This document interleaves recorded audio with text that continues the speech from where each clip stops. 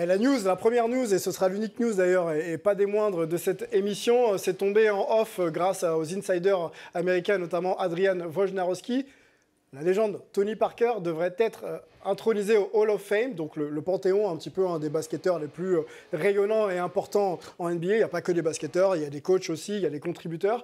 Et donc, Tony Parker, pardon, je vais y arriver, serait donc intronisé au Hall of Fame. On va demander à Antoine, un journaliste du côté de New York, de nous parler un petit peu déjà du Hall of Fame, mais pour l'instant l'info est officieuse. Quand est-ce qu'elle sera donnée de manière officielle aux États-Unis, et surtout quand est-ce qu'aura lieu la grande messe qui intronisera donc Tony Parker parmi les légendes du basket?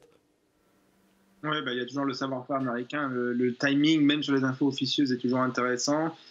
Pau Gasol, ça avait fuité au moment du All-Star Game. Là, on sait que le Final Four approche et donc ça devrait être officialisé pendant le Final Four. La cérémonie elle-même se tiendra le 23 juillet, encore on retrouve le 23, dans un lieu donc, qui est le Basketball Hall of Fame à Springfield dans le Massachusetts. C'est à peu près entre New York et Boston. Un beau lieu à visiter d'ailleurs, c'est vraiment un musée un petit peu entertainment, un peu comme si Disney faisait un musée basket. Donc pas mal du tout, vraiment avec l'histoire, avec aussi un terrain où il y a même parfois des activités, on peut aller shooter un lancer franc à une heure précise, ce genre de choses. Donc voilà, un lieu à visiter.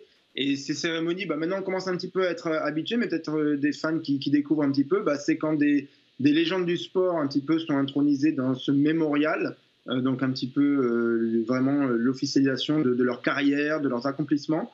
Et donc il va y avoir une présentation avant. Et là, ce qui est très intéressant pour Tony, c'est quelle est la personne qui va le présenter au Hall of Fame, avant que lui monte sur scène et fasse son discours, qui va l'introduire? Donc on se pose un petit peu la question. Ça pourrait être Boris Dio, ça serait assez intéressant pour le côté français. Il y a toujours le lien avec les Spurs pour le titre de 2014 et sa carrière en bleu évidemment. Puis la belle histoire de leur amitié depuis qu'ils sont tout petits à l'INSEP. Mais à voir, c'est pas sûr pour y avoir d'autres candidats, donc on attend ça aussi avec impatience. Antoine, excuse-moi de t'interrompre, mais est-ce qu'on n'est pas supposé être introduit au Hall of Fame par un autre Hall of Famer, ou est-ce qu'on a le choix libre de se faire présenter par quiconque Ouais, voilà. Super question, mais non, c'est pas comme par exemple en golf au Masters d'Augusta où on se fait remettre une veste verte par un ancien gagnant qui lui-même a gagné la veste verte. Là, pas du tout. On choisit vraiment qui nous présente au Hall of Fame. Et c'est donc celui qui est honoré cette année-là qui choisit lui-même qui va le présenter. Ok, merci. Un mot sur la carrière de Tony Parker, un légendaire, 4 fois champion NBA, Tony Parker. Tu as forcément suivi son ascension et toute sa carrière. Oui. Est-ce que ça te suggère quand on évoque Tony Parker en NBA? Le respect déjà, parce que même les Américains, honnêtement, ils ne respectent pas beaucoup les Français, mais Tony Parker, il est validé, il est certifié depuis très très longtemps. Donc honnêtement, j'ai un énorme respect pour Tony Parker. J'ai eu la chance de le croiser plusieurs fois et ouais, c'est un exemple pour tout le championnat français et les générations à venir. 4 fois champion NBA, on l'a dit, il devrait être intronisé avec d'autres légendes. Dirk Nowitzki, Dwayne Wade, Pau Gasol, Becky Hammon et Greg Popovich, qui a longtemps coaché Tony Parker. Et du Spurs, là. Aux Spurs. Chauncey Billups aussi est dans cette liste. On se souvient que Tony Parker n'avait pas été élu parmi les 75 meilleurs joueurs de l'histoire de l'NBA. Est-ce que le fait de l'introniser au Hall of Fame, ça pondère un petit peu cette absence? Tu peux y aller, vas-y. Oui, quelque part, mais bon, même si c'est vraiment deux choses très différentes. Après, je pense qu'il est aussi récompensé du fait donc, de son immense carrière aussi, parce que c'est le premier Européen à avoir été élu MVP des finales.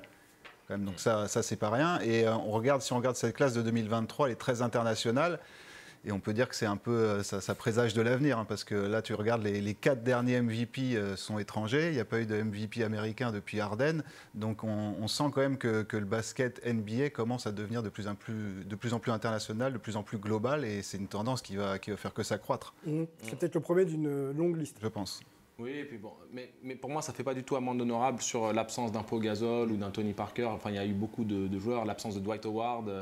Je ne démords pas de la présence d'Anthony Davis dans le top 75, par exemple. C'est un exemple comme un autre, mais s'ils ont envie de se mettre, on va dire, à l'abri de ce genre de critiques, faites un top 100. Alors, je sais, c'était les 75 ans, donc il fallait, mais on peut très bien marquer le coup différemment, mais le Hall of Fame, vu que c'est quand même une entité, et on va dire... Part, bon, c'était acquis quand même, on peut le dire quand même. C'était acquis, de toute manière... 4 titres NBA, un titre de MVP des finales, Ouais, non, mais tu sais, des présences au All-Star Game. Tu vois, on sait déjà que Russell Westbrook est un Hall of Famer, on sait déjà que Damian Lillard est un Hall of Famer. Il n'y a pas vraiment de discussion sur les mecs qui vont intégrer, en tout cas pas des mecs de ce calibre-là.